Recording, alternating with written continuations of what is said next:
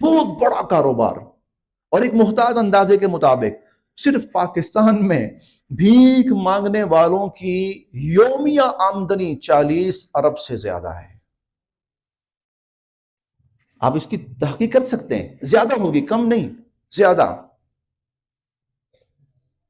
और याद रखिए, इनमें से 99% जो हैं प्रोफेशनल हैं।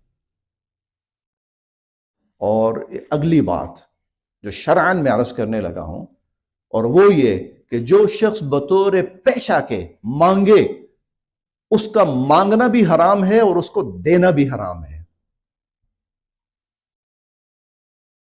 सिर्फ मांगना हराम नहीं है, उसको देना भी हराम है। फिर अर्ज कर रहा हूं, बतौर पेशा जो मांगे, उसका मांगना भी हराम है और उसको देना भी हराम है, क्योंकि हराम काम पे ताउन करना, हराम काम पे मदद करना, वो हराम है, वो हराम है। सो इसलिए, चूंकि हम इस मुल्क के वासी हैं, हमारा मुल्क है, हमने इसके लिए कोशिश करनी है, हमने यहां रहना है, इसीलिए कोशिश कीजिए हम में से हर शख्स अपनी अपनी जगह पर इस लानत के खात्मे में अपना किरदार अदा करे। और यह करना है। और अगर हम शुरू हो जाएंगे, आप यकीन करें, हम सब शुरू हो जाएं, कम से कम आपका ये जो इलाका है, यहां से ये लानत खत्म हो जाएगी, खत्म हो जाएगी।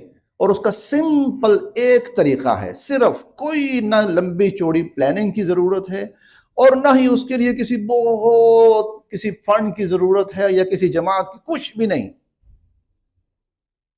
नंबर 1, देना बंद कर दे, बस।